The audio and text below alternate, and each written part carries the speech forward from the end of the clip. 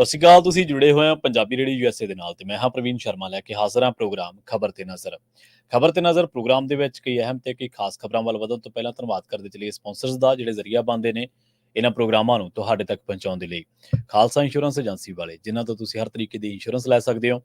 Insurance ਬਾਰੇ ਪਤਾ ਕਰਨ ਦੇ ਲਈ ਇਹਨਾਂ ਦਾ ਨੰਬਰ ਹੈ 408 272 2500। ਇਹ 1992 ਤੋਂ ਲਗਾਤਾਰ ਇੰਸ਼ੋਰੈਂਸ ਬਿਜ਼ਨਸ ਦੇ ਵਿੱਚ ਸ਼ਾਨਦਾਰ ਸੇਵਾਵਾਂ ਦੇ ਰਹੇ ਨੇ ਤੇ ਅਮਰੀਕਾ ਭਰ ਦੇ ਵਿੱਚ ਇੰਸ਼ੋਰੈਂਸ ਕਰਦੇ ਨੇ। ਓਬਾਮਾ ਕੇਅਰ, ਮੈਡੀਕੇਅਰ ਜਾਂ ਫਿਰ ਕਵਰਡ ਕੈਲੀਫੋਰਨੀਆ ਬਾਬਤ ਪਾਲਿਸੀ ਕਰਵਾਉਣ ਦੇ ਲਈ ਸਲਾਹ ਲੈਣ ਦੇ ਲਈ ਤੁਸੀਂ ਅੱਜ ਹੀ ਕਾਲ ਕਰੋ 408 272 2500 ਤੇ। ਟਰਕੀਅਨ ਇਮੀਗ੍ਰੇਸ਼ਨ ਲਾ ਫਰਮ ਵਾਲੇ ਜੇ ਟਰਕੀਅਨ ਅਟਾਰਨੀ ਟਰਕੀਅਨ ਦੇ ਨਾਲ ਤੁਸੀਂ ਯੂਐਸ ਇਮੀਗ੍ਰੇਸ਼ਨ ਬਾਬਤ ਕੋਈ ਵੀ ਸਲਾਹ ਕਰਨੀ ਹੈ, ਕੋਈ ਵੀ ਸਵਾਲ ਪੁੱਛਣਾ ਤੇ ਇਹਨਾਂ ਦਾ ਨੰਬਰ ਹੈ 415 909 0503। Jaswinder Singh, Nachhattar Kaur Nagra Roseville, Charan Singh Sukhwinder Dhaliwal Arizona, Krishan Dhanota Yuba City, Baljinder Singh ਨੇ Woodland, Paramjit Kaur Angi Vacaville, Pritpal Singh Sidhu Fresno ਜੀਐਨ ਲਿਊ ਵਾਲੇ ਟਰੱਕ ਵਾਸ਼ ਕਰਦੇ ਨੇ, ਆਇਲ ਚੇਂਜ ਕਰਦੇ ਨੇ, ਏਅਰ ਬ੍ਰੇਕਾਂ ਦਾ ਕੰਮ ਤਸੱਲੀ ਬਖਸ਼ ਕਰਵਾ ਸਕਦੇ। ਨਵੇਂ ਪੁਰਾਣੇ ਟਾਇਰ ਵੀ ਇਹਨਾਂ ਤੋਂ ਮਿਲਦੇ ਨੇ। ਲੋਕੇਸ਼ਨਾਂ ਸੈਂਤਾਨੇਲਾ ਦੀ ਨਿਮਾ ਸੋਤਾ ਦੇ ਨਾਲ ਗੱਲ ਕੀਤੀ ਜਾ ਸਕਦੀ ਹੈ 209 277 0113 ਤੇ ਇੰਟਰਲਿਪ ਟਰੱਕ ਸਟਾਪ ਵਾਲੇ। ਇਹਨਾਂ ਸਾਰੇ ਹੀ ਸਪਾਂਸਰਸ ਦਾ ਬਹੁਤ ਬਹੁਤ ਧੰਨਵਾਦ। ਤੇ ਜੇਕਰ ਤੁਸੀਂ ਵੀ ਪੰਜਾਬੀ ਰੇਡੀਓ ਐਸੇ ਦੇ ਇਹਨਾਂ ਪ੍ਰੋਗਰਾਮਾਂ ਨੂੰ ਸਪਾਂਸਰ ਕਰਨਾ ਚਾਹੁੰਦੇ ਹੋ ਤਾਂ ਸਟੂਡੀਓ ਦਾ ਨੰਬਰ ਹੈ 408 272 5200।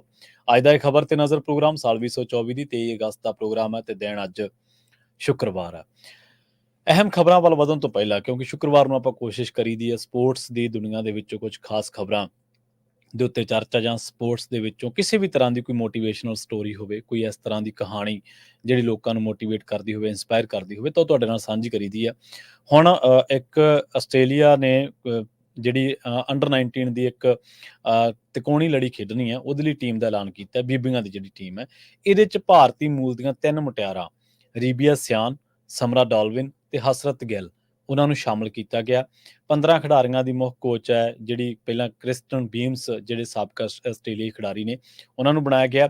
ਆਸਟ੍ਰੇਲੀਆ ਤੋਂ ਇਲਾਵਾ ਇਸ ਲੜੀ ਦੇ ਵਿੱਚ ਨਿਊਜ਼ੀਲੈਂਡ, ਸ੍ਰੀਲੰਕਾ ਖੇਡਣਗੇ ਤੇ 14 ਦਿਨਾਂ ਦੀ ਤਿਕੋਣੀ ਸੀਰੀਜ਼ ਦੇ ਵਿੱਚ ਆਸਟ੍ਰੇਲੀਆ ਦੀ ਇਹ ਟੀਮ ਜਿਹਦੇ ਵਿੱਚ 3 ਬੀਬੀਆਂ ਨੇ, ਮੁਟਿਆਰਾਂ ਨੇ, ਭਾਰਤੀ ਮੂਲ ਦੀਆਂ, ਪੰਜਾਬੀ ਮੂਲ ਦੀਆਂ ਰੀਬੀਆ ਸਿਆਨ, ਸਮਰਾ ਡਾਲਵਿਨ ਤੇ ਹਸਰਤ ਗਿੱਲ, ਇਹ 4 T20 ਮੁਕਾਬਲੇ ਤੇ 2 ਇੱਕ ਦਿਨਾਂ ਮੈਚ ਖੇਡਣਗੀਆਂ।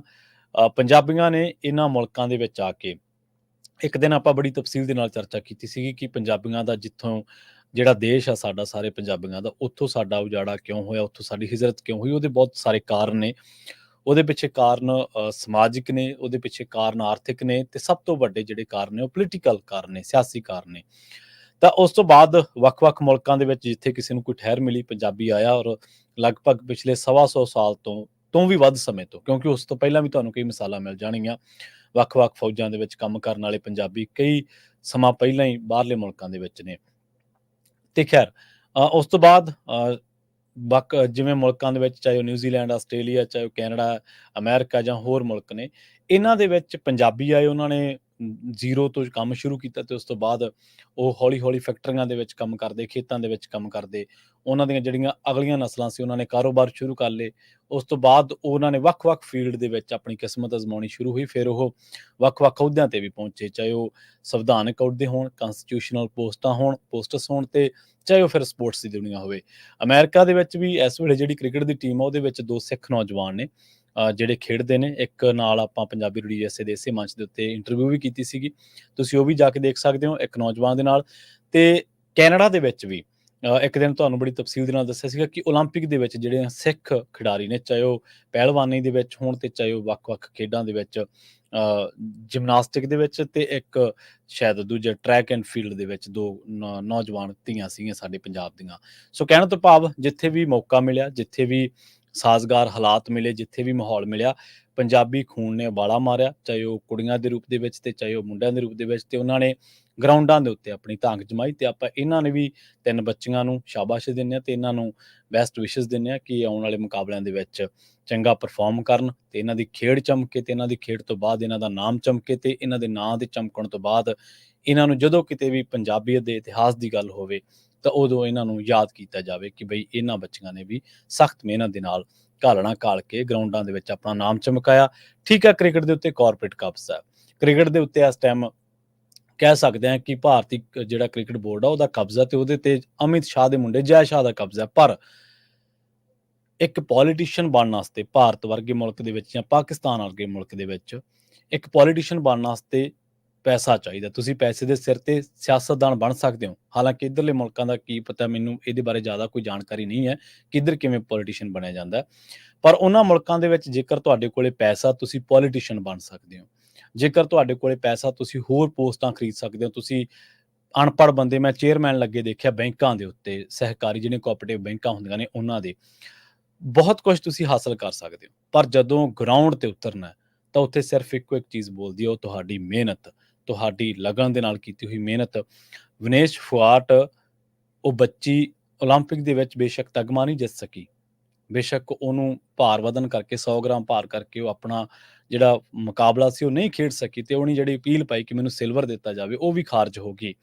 ਪਰ 125 ਕਿਲੋਮੀਟਰ ਦਾ ਸਫ਼ਰ, ਜਿਹੜਾ ਉਹ ਤਕਰੀਬਨ, ਜੇ ਆਪਣੇ ਪਿੰਡ ਤੋਂ ਏਅਰਪੋਰਟ ਦੇ ਲਈ ਤੁਰਦੀ ਹੈ ਤਾਂ ਤਕਰੀਬਨ 3 ਘੰਟਿਆਂ ਦੇ ਵਿੱਚ ਉੱਥੇ ਪਹੁੰਚ ਜਾਂਦੀ ਹੈ। ਉਸ ਸਫ਼ਰ ਦੇ ਲਈ ਉਹਨੂੰ 14 ਘੰਟੇ ਲੱਗ ਗਏ। ਉਹ 11:30 ਵਜੇ ਏਅਰਪੋਰਟ ਤੋਂ ਉਤਰੀ।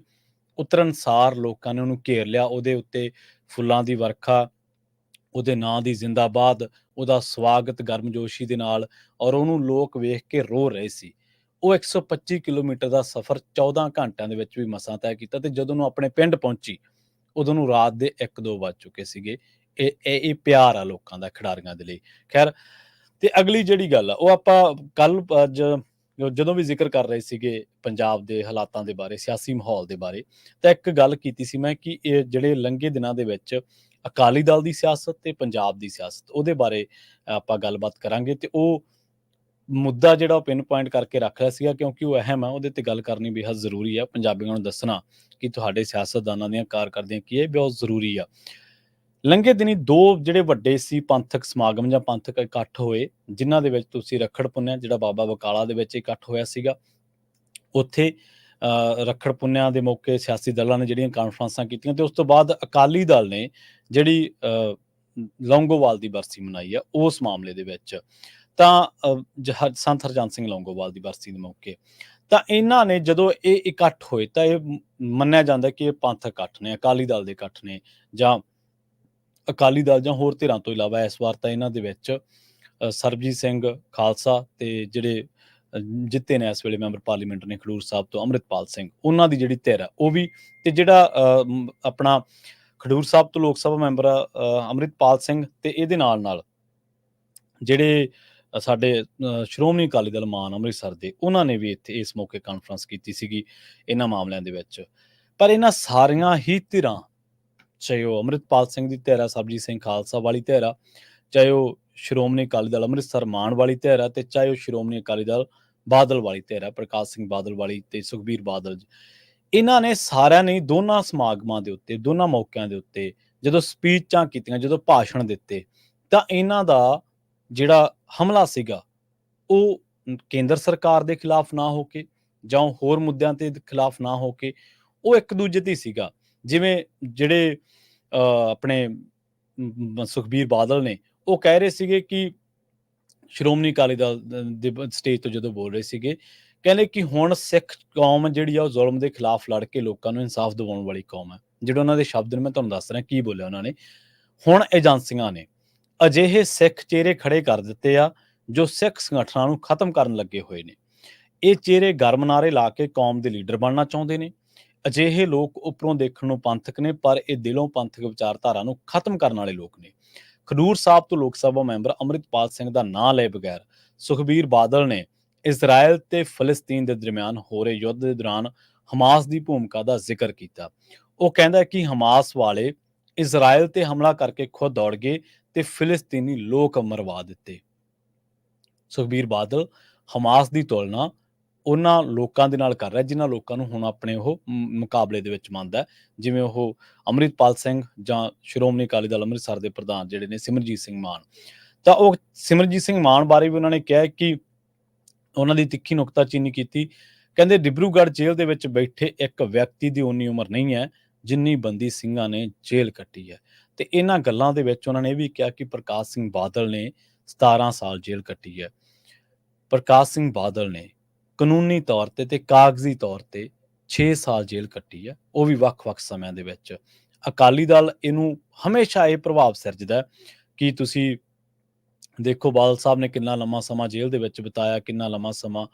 ਔਰ ਜਦੋਂ ਕਦੇ ਵੀ ਉਹਨਾਂ ਨੂੰ ਸਵਾਲ ਪੁੱਛਿਆ ਗਿਆ, ਚਾਹੇ ਉਹ ਆਰਟੀਆਈ ਦੇ ਜ਼ਰੀਏ ਪੁੱਛਿਆ ਗਿਆ ਹੋਵੇ ਪੱਤਰਕਾਰਾਂ ਵੱਲੋਂ, ਤੇ ਚਾਹੇ ਉਹ ਵੈਸੇ ਪੁੱਛਿਆ ਗਿਆ ਹੋਵੇ, ਤਾਂ ਕਦੇ ਵੀ ਉਹ ਇਸ ਗੱਲ ਦੇ ਉੱਤੇ ਸੰਤੁਸ਼ਟ ਜਵਾਬ ਨਹੀਂ ਦੇ ਸਕੇ। ਤੇ ਜਿਹੜੀ ਕੈਲਕੂਲੇਸ਼ਨ ਪੱਤਰਕਾਰਾਂ ਨੇ ਆਮ ਤੌਰ ਤੇ ਕੀਤੀ, ਉਹਦੇ ਮੁਤਾਬਕ ਉਹਨਾਂ ਨੇ ਵੱਖ-ਵੱਖ ਥਾਵਾਂ ਤੇ ਜਿਹੜੀਆਂ ਜੇਲ੍ਹਾਂ ਕੱਟੀਆਂ, ਉਹ ਤਕਰੀਬਨ 5 ਸਾਲ ਤੇ ਕੁਛ ਕੁ ਮਹੀਨੇ ਬਣਦੀਆਂ, ਵੱਧ ਤੋਂ ਵੱਧ ਤੁਸੀਂ 6 ਸਾਲ ਉਹਨੂੰ ਕਹਿ ਸਕਦੇ ਹੋ। ਜਿਹੜੀ ਦੂਜੀ ਗੱਲ ਹੈ, ਇਹ ਇੱਕ ਤਾਂ ਹਮਾਸ ਤੇ ਇਜ਼ਰਾਈਲ ਵਾਲੀ ਗੱਲ ਹੈ।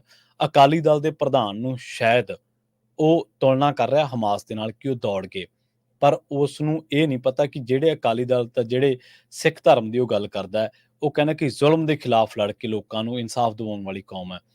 ਇਨਸਾਫ ਦੀ ਗੱਲ ਬੇਸ਼ੱਕ ਹਮਾਸ ਦੀ ਤਾਂ ਨਹੀਂ ਕੀਤੀ ਜਾ ਸਕਦੀ, ਪਰ ਫਿਲਿਸਤੀਨੀ ਲੋਕਾਂ ਵਾਸਤੇ ਵੀ ਕੀਤੀ ਜਾ ਸਕਦੀ ਹੈ। ਸੋ ਜਿੱਥੇ ਅਕਾਲੀ ਦਲ ਦਾ ਪ੍ਰਧਾਨ ਇਹ ਗੱਲ ਕਹਿ ਰਿਹਾ, ਤੁਲਨਾ ਕਰ ਰਿਹਾ ਹਮਾਸ ਦੇ ਨਾਲ ਦੂਜੀਆਂ ਜਥੇਬੰਦੀਆਂ ਦੀ, ਉਹਨੂੰ ਸ਼ਾਇਦ ਉਸ ਖਿੱਤੇ ਦੇ ਇਤਿਹਾਸ ਬਾਰੇ ਨੌਲੇਜ ਹੋਣੀ ਚਾਹੀਦੀ ਹੈ ਕਿ ਬੇਸ਼ੱਕ ਉਹਨਾਂ ਦਾ ਸੰਘਰਸ਼ ਹਿੰਸਕ ਹੈ, ਬੇਸ਼ੱਕ ਉਹਨਾਂ ਦਾ ਸੰਘਰਸ਼ ਹਥਿਆਰਾਂ ਦੇ ਨਾਲ ਹੋ ਚੁੱਕਿਆ ਸ਼ੁਰੂ, ਪਰ ਉਹ ਅਸਲ ਦੇ ਵਿੱਚ ਆਪਣੇ ਖਿੱਤੇ ਲਈ ਲੜ ਰਹੇ ਨੇ। ਤਾਂ ਸਾਨੂੰ ਸਮਝ ਹੋਣੀ ਚਾਹੀਦੀ ਹੈ ਇਹਨਾਂ ਚੀਜ਼ਾਂ ਦੀ। ਔਰ ਕਦੇ ਵੀ ਮੈਂ ਖਾਸ ਕਰਕੇ ਪਰਸਨਲੀ ਨਿੱਜੀ ਤੌਰ ਤੇ ਕਦੇ ਵੀ ਜਿਹੜੇ ਲੋਕ ਆਪਣੇ ਖਿੱਤੇ ਲਈ ਲੜ ਰਹੇ ਹੋਣ, ਉਹਨਾਂ ਨੂੰ ਸਰਕਾਰੀ ਮੀਡੀਆ ਲਿਖਦਾ ਅੱਤਵਾਦੀ। ਮੈਂ ਕਦੇ ਉਹਨਾਂ ਨੂੰ ਅੱਤਵਾਦੀ ਨਹੀਂ ਕਹਿੰਦਾ। ਜਾਂ ਉਹਨਾਂ ਨੂੰ ਖਾੜਕੂ ਕਹਿਣਾ, ਜਾਂ ਹਥਿਆਰਬੰਦ ਧਿਰਾਂ ਕਹਿਣਾ।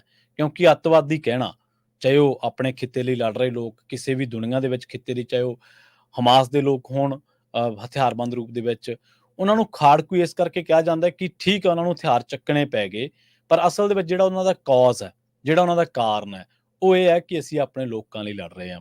ਹਾਲਾਂਕਿ ਹਮਾਸ ਦੀ ਸਰਕਾਰ ਵੀ ਉੱਥੇ ਪੈਰਲਲ ਚੱਲਦੀ ਹੈ, ਔਰ ਬੜੀ ਲੰਬੀ ਹਿਸਟਰੀ ਹੈ ਇਹਦੇ ਉੱਤੇ। ਤਾਂ ਜੇ ਆਪਾਂ ਸੁਖਬੀਰ ਬਾਦਲ ਨੂੰ ਦੱਸਣ ਲੱਗ ਪਏ ਤਾਂ ਉਹਨਾਂ ਦੇ ਕੋਲੇ ਤਾਂ ਆਪਣੇ ਕੋਲੇ ਬਹੁਤ ਰੌਸ਼ਨ ਦਿਮਾਗ ਆਸੇ-ਪਾਸੇ ਬੰਦੇ ਹੋਣਗੇ, ਉਹਨਾਂ ਤੋਂ ਪੁੱਛ ਲੈਣਾ ਚਾਹੀਦਾ। ਕਹਿਣ ਤੋਂ ਭਾਵ ਜਿਹੜੀ ਅਖੀਰਲੀ ਗੱਲ ਤੇ ਮੈਂ ਆਉਣਾ ਚਾਹੁੰਦਾ ਹੈ, ਉਹ ਇਹ ਹੈ ਕਿ ਸਾਡੀਆਂ ਜਿਹੜੀਆਂ ਪੰਥਕ ਧਿਰਾਂ ਨੇ, ਜਿਹੜੀਆਂ ਆਪਣੇ ਆਪ ਨੂੰ ਨੁਮਾਇੰਦਗੀ ਕਰਨ ਵਾਲੀਆਂ ਧਿਰਾਂ ਕਲੇਮ ਕਰਦੀਆਂ ਨੇ, ਹਾਲਾਂਕਿ ਉਹਨਾਂ ਦੀ ਨੁਮਾਇੰਦਗੀ ਨੂੰ ਕਿੰਨੇ ਕੁ ਲੋਕ ਮੰਨਦੇ ਨੇ, ਕਿੰਨੇ ਕੁ ਨਹੀਂ ਮੰਨਦੇ, ਇਹ ਵੀ ਆਪਾਂ ਤੋਂ ਕੋਈ ਲੁਕਿਆ ਨਹੀਂ ਹੈ। ਉਹ ਲੋਕ ਅੱਜ ਪੰਜਾਬ ਦੇ ਵਿੱਚ UAPA ਦੇ ਤਹਿਤ ਕਿੰਨੇ ਮਾਮਲੇ ਦਰਜ ਹੋ ਰਹੇ ਨੇ, ਔਰ ਏਜੰਸੀਆਂ ਦੇ ਕਿੰਨੇ ਅਖਤਿਆਰ ਵਧਾ ਦਿੱਤੇ ਗਏ ਨੇ, ਇਹਦੇ ਤੇ ਉਹਨਾਂ ਦਾ ਕੋਈ ਓਪੀਨੀਅਨ ਨਹੀਂ, ਕੋਈ ਉਹਨਾਂ ਦੀ ਟਿੱਪਣੀ ਨਹੀਂ ਗੀ। ਇੱਕ ਪਾਸੇ ਉਹ ਪ੍ਰਭਾਵ ਤਾਂ ਦਿੰਦੇ ਨੇ ਕਿ ਅਸੀਂ ਜ਼ੁਲਮ ਦੀ ਗੱਲ ਕਰਦੇ ਹਾਂ, ਅਸੀਂ ਜ਼ੁਲਮ ਲਈ ਲੜਦੇ ਹਾਂ। ਔਰ ਸਿੱਖ ਧਰਮ ਤਾਂ ਜੇ ਸੁਖਬੀਰ ਬਾਦਲ ਨਾ ਵੀ ਇਹ ਗੱਲ ਕਵੇ ਤਾਂ ਵੀ ਦੁਨੀਆ ਨੂੰ ਪਤਾ ਹੈ ਕਿ ਇਸ ਜ਼ੁਲਮ ਦੇ ਖਿਲਾਫ ਲੜਨ ਵਾਲੇ ਲੋਕ ਨੇ। ਔਰ ਦੂਜੀ ਗੱਲ, ਏਜੰਸੀਆਂ ਦੇ ਮਾਮਲੇ ਦੇ ਵਿੱਚ ਉਹਨਾਂ ਦੀ ਕੋਈ ਟਿੱਪਣੀ ਨਹੀਂ। ਔਰ ਪੰਜਾਬ ਦਾ ਕਿਸਾਨ ਜਿਹੜੀ ਬੈਲਟ ਦੇ ਵਿੱਚੋਂ ਉਹਨਾਂ ਦਾ ਸਾਰਾ ਇਹ ਰਾਜ ਭਾਗ ਹੈ, ਸਾਰਾ ਇਹ ਖੜਾ ਸਾਮਰਾਜ, ਪੋਲੀਟੀਕਲ ਸਾਮਰਾਜ ਕਹਿ ਸਕਦੇ ਹਾਂ, ਉੱਥੇ ਲੋਕ ਸੁਸਾਈਡ ਕਰ ਰਹੇ ਨੇ।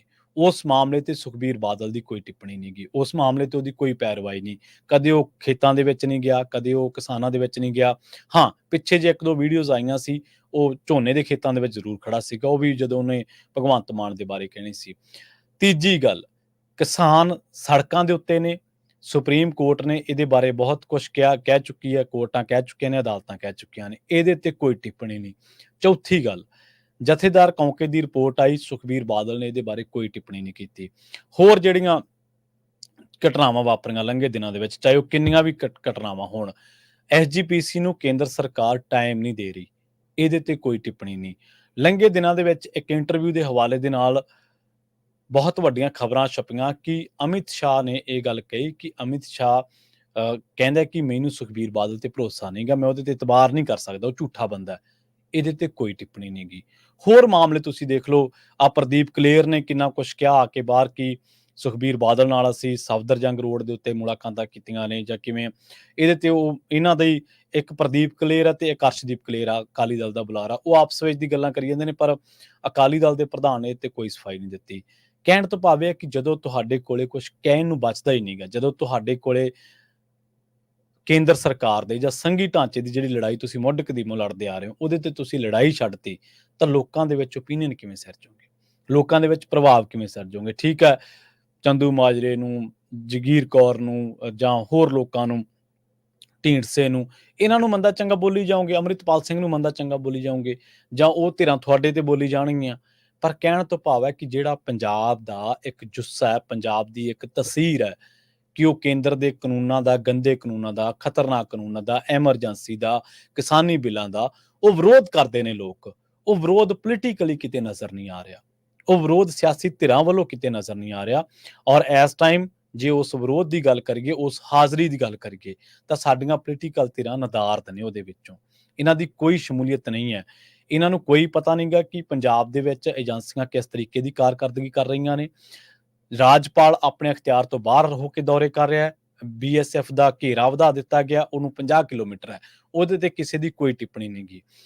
ਕੈਨੇਡਾ ਭਾਰਤ ਦੇ ਤਣਾਅ ਦੇ ਦਰਮਿਆਨ ਲੋਕਾਂ ਨੇ ਆਪਣੇ ਭੋਗਾਂ ਸੰਸਕਾਰਾਂ ਉੱਤੇ ਜਾਣਾ ਸੀ, ਲੋਕ ਜਾ ਨਹੀਂ ਸਕੇ। ਪੰਜਾਬ ਸਰਕਾਰ ਦੀ ਇਹਦੇ ਤੇ ਕੋਈ ਟਿੱਪਣੀ ਨਹੀਂ, ਭਗਵੰਤ ਮਾਨ ਦੀ ਇਹਦੇ ਤੇ ਕੋਈ ਟਿੱਪਣੀ ਨਹੀਂ ਗੀ। ਹੋਰ ਜਿਹੜੇ ਪ੍ਰਵਾਸੀਆਂ ਦੇ ਨਾਲ ਜੁੜੇ ਮਾਮਲੇ ਨੇ, ਉਹਨਾਂ ਦੀਆਂ ਜ਼ਮੀਨਾਂ ਸੰਬੰਧੀ, ਉਹਨਾਂ ਦੇ ਮਾਮਲਾਤ ਸੰਬੰਧੀ ਕੋਠੀਆਂ ਨੱਪੀਆਂ ਜਾ ਰਹੀਆਂ ਨੇ। ਪ੍ਰਵਾਸੀਆਂ ਦੇ ਨਾਲ ਹੋਰ ਜਿਹੜੀ ਧੱਕੇਸ਼ਾਹੀ ਹੋ ਰਹੀ ਆ, ਉਹ ਲਗਾ ਬਸਤਰ ਤੋਂ ਬਾਅਦ ਦਸਤੂਰ ਜਾਰੀ ਆ, ਉਹਦੇ ਤੇ ਕੋਈ ਟਿੱਪਣੀ ਨਹੀਂ ਗੀ। ਔਰ ਉਹਦੇ ਚੋਂ ਗੈਰ ਹਾਜ਼ਰ ਨੇ ਸਾਰੀਆਂ ਧਿਰਾਂ। ਤੇ ਜਦੋਂ ਅਸੀਂ ਸਾਰੇ ਕਾਸੇ ਨੂੰ ਆਂਕਲਨ ਕਰਦੇ ਹਾਂ, ਚਾਹੇ ਉਹ ਪੋਲੀਟੀਕਲੀ ਘਟਨਾਵਾਂ ਹੋਣ, ਚਾਹੇ ਉਹ ਸਮਾਜਿਕ ਘਟਨਾਵਾਂ ਹੋਣ, ਜਦੋਂ ਅਸੀਂ ਇਹਨਾਂ ਦਾ ਜੋੜ ਘਟਾਓ ਕਰਦੇ ਹਾਂ, ਆਂਕਲਨ ਕਰਦੇ ਹਾਂ, ਤਾਂ ਸਾਨੂੰ ਪਤਾ ਲੱਗਦਾ ਹੈ ਕਿ ਧਾਰਮਿਕ ਤੌਰ ਤੇ ਜਿਹੜੇ ਸਾਡੇ ਆਗੂ ਨੇ, ਉਹਨਾਂ ਦੀ ਉਹ ਭਰੋਸੇਯੋਗਤਾ ਨਹੀਂ ਰਹੀ। ਉਹ ਭਰੋਸੇਯੋਗਤਾ ਦੀ ਬਹਾਲੀ ਦੇ ਲਈ ਲੜ ਰਹੇ ਨੇ। ਤੇ ਜਿਹੜੇ ਸਾਡੇ ਪੋਲੀਟੀਕਲ ਲੋਕ ਨੇ, ਉਹਨਾਂ ਦੀ ਵੀ ਭਰੋਸੇਯੋਗਤਾ ਨਹੀਂ ਰਹੀ। ਉਹਨਾਂ ਨੂੰ ਜਿਹੜੇ ਮਾਮਲਿਆਂ ਤੇ ਸਟੈਂਡ ਲੈਣਾ ਚਾਹੀਦਾ, ਉਹਨਾਂ ਮਾਮਲਿਆਂ ਦੇ ਵਿੱਚ ਉਹ ਗੈਰ ਹਾਜ਼ਰ ਨਜ਼ਰ ਆਉਂਦੇ ਨੇ। ਤੇ ਜਿਹੜੇ ਸਾਡੇ ਹੋਰ ਸਮਾਜਿਕ ਵਰਤਾਰਿਆਂ ਦੇ ਵਿੱਚੋਂ ਕਿਸਾਨ ਧਿਰਾਂ ਆਪਣੇ ਤੌਰ ਤੇ ਸੰਘਰਸ਼ ਕਰ ਰਹੀਆਂ ਨੇ, ਬੇਰੁਜ਼ਗਾਰ ਆਪਣੇ ਤੌਰ ਤੇ ਸੰਘਰਸ਼ ਕਰ ਰਹੇ ਨੇ, ਔਰ ਜਿਹੜੇ ਹੋਰ ਮੁਲਾਜ਼ਮ ਜਥੇਬੰਦੀਆਂ ਨੇ ਉਹ ਆਪਣੇ ਤੌਰ ਤੇ ਸੰਘਰਸ਼ ਕਰ ਰਹੀਆਂ ਨੇ। ਤੇ ਸਾਨੂੰ ਇਹ ਪਤਾ ਲੱਗਦਾ ਹੈ ਕਿ ਪੰਜਾਬ ਦੇ ਵਿੱਚ ਇਸ ਵੇਲੇ ਇੱਕ ਬਹੁਤ ਵੱਡਾ ਖਲਾ ਹੈ। ਔਰ ਸਾਡਾ ਜਿਹੜਾ ਮੁੱਖ ਮੰਤਰੀ ਹੈ, ਉਹ ਕਹਿ ਰਿਹਾ ਕਿ ਇੱਕ ਵਿੰਡੋ ਖੋਲਤੀ, ਉਹਦੇ ਨਾਲ ਹੀ ਸਾਰਾ ਕੁਝ ਸੈੱਟ ਹੋ ਜਾਊਗਾ। ਕਿ ਜਦੋਂ ਕਿਸੇ ਵੱਡੇ ਘਰ ਨੂੰ ਅੱਗ ਲੱਗੀ ਹੋਵੇ ਤੇ ਆਪਾਂ ਬਾਹਰ ਨਲਕੇ ਦੇ ਉੱਤੇ 2 ਪੰਪ ਮਾਰ ਦਈਏ, ਕਿ ਉਹਦੇ ਨਾਲ ਸਾਰਾ ਕੁਝ ਸੈੱਟ ਹੋ ਜਾਂਦਾ। ਠੀਕ ਹੈ, ਵਿੰਡੋ ਬਣਾਤੀ, ਬਹੁਤ ਚੰਗੀ ਗੱਲ ਹੈ। ਪਰ ਕੀ ਪੰਜਾਬ ਦੇ ਹੀ ਮਸਲੇ ਨੇ? ਪੰਜਾਬ ਦੇ ਹੋਰ ਬਥੇਰੇ ਮਸਲੇ ਨੇ। ਤੁਹਾਡੇ ਹੀ ਵਿਧਾਇਕ ਤੁਹਾਡੇ ਰੱਖੇ ਨੀਂਹ ਪੱਥਰ ਢਾ ਰਹੇ ਨੇ। ਉਹ ਕਹਿ ਰਹੇ ਨੇ ਕਿ ਕੰਮ ਨਹੀਂ ਹੋ ਰਿਹਾ, ਫੰਡ ਰਿਲੀਜ਼ ਹੋ ਰਹੇ ਨੇ, ਔਰ ਉਹਦੇ ਤੇ ਕੋਈ ਟਿੱਪਣੀ ਨਹੀਂ ਗੀ। ਤੁਹਾਡੇ ਹੀ ਲੋਕਾਂ ਨੂੰ ਤਰ੍ਹਾਂ ਦੇ ਟੈਗ ਲਾ ਕੇ ਭੰਡਿਆ ਜਾ ਰਿਹਾ, ਤੁਹਾਡੇ ਪੰਜਾਬ ਦੇ ਲੋਕਾਂ ਨੂੰ। ਉਹਦੇ ਤੇ ਤੁਹਾਡੀ ਕੋਈ ਟਿੱਪਣੀ ਨਹੀਂ, ਕੋਈ ਪੋਲੀਟੀਕਲ ਓਪੀਨੀਅਨ ਨਹੀਂ ਗਾ। ਅਸੀਂ ਇਸ ਟਾਈਮ ਸਾਡੇ ਖਿੱਤੇ ਦੇ ਲੋਕ, ਸਾਡੇ ਪੰਜਾਬੀ ਲੋਕ ਤੇ ਪੰਜਾਬੀਅਤ ਪੂਰੀ, ਅਸੀਂ ਆਪਣੇ ਆਪ ਨੂੰ ਲੀਡਰਲੈਸ ਮਹਿਸੂਸ ਕਰਦੇ ਹਾਂ। ਅਸੀਂ ਸਾਰੀਆਂ ਸਿਆਸੀ ਧਿਰਾਂ ਤੋਂ ਨਿਰਾਸ਼ ਹੋ ਚੁੱਕੇ ਹਾਂ, ਕਿਉਂਕਿ ਸਾਡੇ ਮਸਲਿਆਂ ਤੇ, ਸਾਡੇ ਗੰਦੇ ਪਾਣੀਆਂ ਦੇ ਉੱਤੇ, ਸਾਡੀ ਧਰਤੀ ਦੇ ਮਸਲਿਆਂ ਤੇ, ਸਾਡੇ ਕਿਸਾਨੀ ਦੇ ਮਸਲਿਆਂ ਤੇ, ਸਾਡੇ ਗੰਦੇ ਬੀਜਾਂ ਦੇ ਮਸਲਿਆਂ ਤੇ, ਰੇਹਾਂ ਸਪਰੇਆਂ ਜਾਲੀ ਮਿਲਣ ਦੇ ਮਸਲਿਆਂ ਤੇ ਉਹ ਲੋਕ ਉਹ ਸਰਗਰਮੀ ਨਹੀਂ ਦਿਖਾ ਰਹੇ ਜਿਹਦੀ ਅਸੀਂ ਤਵੱਕੋਂ ਕਰਦੇ ਹਾਂ, ਜਿਹਦੀ ਅਸੀਂ ਉਮੀਦ ਕਰਦੇ ਹਾਂ। ਇਸੇ ਕਰਕੇ ਅਸੀਂ ਸਾਰੇ ਮਾਮਲਿਆਂ ਦੇ ਵਿੱਚ ਲੀਡਰਲੈਸ ਮਹਿਸੂਸ ਕਰਦੇ ਹਾਂ। ਤੇ ਜਦੋਂ ਲੀਡਰਲੈਸ ਮਹਿਸੂਸ ਕਰਦੇ ਹਾਂ, ਤੇ ਫਿਰ ਜਿਹੜੀਆਂ ਕੌਮਾਂ ਨੂੰ ਇਹ ਲੱਗਦਾ ਕਿ ਉਹ ਅਗਵਾਈ ਕਰਤਾ ਉਹਨਾਂ ਦੇ ਉਸ ਕਾਬਲ ਨਹੀਂਗੇ, ਉਸ ਲਾਇਕ ਨਹੀਂ, ਤੇ ਫਿਰ ਉਹਨਾਂ ਦੇ ਉੱਤੇ ਜਿਹੜੀ ਭਰੋਸੇਯੋਗਤਾ ਦਾ ਮਿਆਰ ਹੈ ਜਾਂ ਉਹਨਾਂ ਦੇ ਪਿੱਛੇ ਲੱਗਣ ਦੀ ਜਿਹੜੀ ਗੱਲ ਹੈ, ਉਹਦੇ ਚੋਂ ਫਿਰ ਮਨਫੀ ਹੋ ਜਾਂਦੀਆਂ ਨੇ ਆਪਣੇ ਆਪ ਚੋਂ। ਪ੍ਰੋਗਰਾਮ ਖਬਰ ਤੇ ਨਜ਼ਰ ਨੂੰ ਆਪਾਂ ਇੱਥੇ ਹੀ ਸਮਾਪਤ ਕਰਾਂਗੇ। ਪੰਜਾਬੀ ਰੇਡੀਓ USA ਦੀ ਅਗਲੀ ਪੇਸ਼ਕਸ਼ ਪ੍ਰੋਗਰਾਮ ਅਪਡੇਟ ਅਮਰੀਕਾ ਪ੍ਰੋਗਰਾਮ ਦੇ ਵਿੱਚ ਅਮਰੀਕਾ ਦੇ ਨਾਲ ਵਿਸ਼ਵ ਭਰ ਦੇ ਵਿੱਚ ਵਾਪਰੀਆਂ ਅਹਿਮ ਵੱਡੀਆਂ ਖਾਸ ਘਟਨਾਵਾਂ, ਖਬਰਾਂ ਦੇ ਬਾਰੇ ਤੁਹਾਨੂੰ ਦਿੱਤੀਆਂ ਜਾਣਗੀਆਂ ਜਾਣਕਾਰੀਆਂ। ਬਹੁਤ ਬਹੁਤ ਧੰਨਵਾਦ। ਸਤਿ ਸ੍ਰੀ ਅਕਾਲ।